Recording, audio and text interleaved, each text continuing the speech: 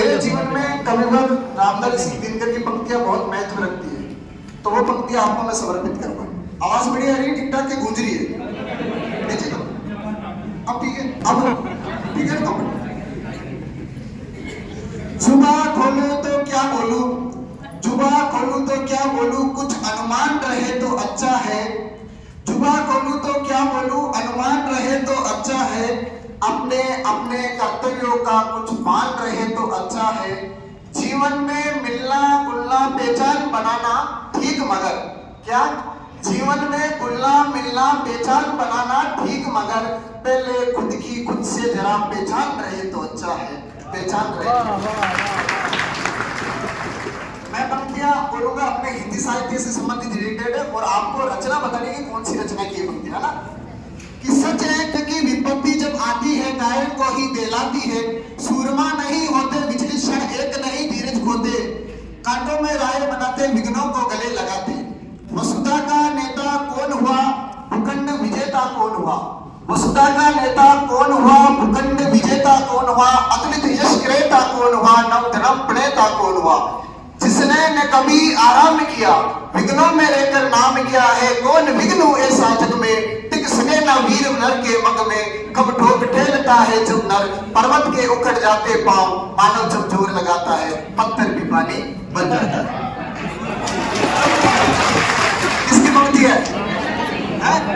दिनकर की रचना रश्मिरथी 1952, रश्मिरथी है ना। हाँ, अब थोड़ी मेरे को क्या तालियों की गड़गड़ाहट कम सुनाई दे रही है, तो आप लोग मेरा सपोर्ट नहीं कर रहे हो। तो उनके लिए जिंदगी में कभी खुशी तो गम होता है, जिंदगी में कभी खुशी तो कभी गम होता है। तालियां वहीं बजाते जिनके हाथों में दम होता है। अच्छा, अगला सिंगर वाले प्रगतिवादी कवि, उनकी 30 जो काव्य रचना अपने दो तो कविता ही है, और 21 काव्य संग्रह वो याद होगा कविता के माध्यम से।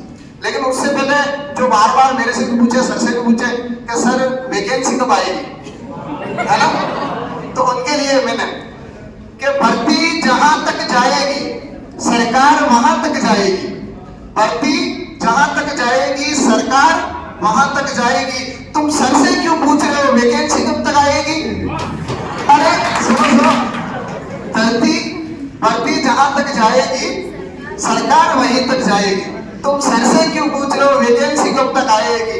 अरे खींच सिलेबस की डोर, निशाना साधो अपनी मंजिल का। बाकी बाद में देखा जाएगा परीक्षा कहां तक जाएगी।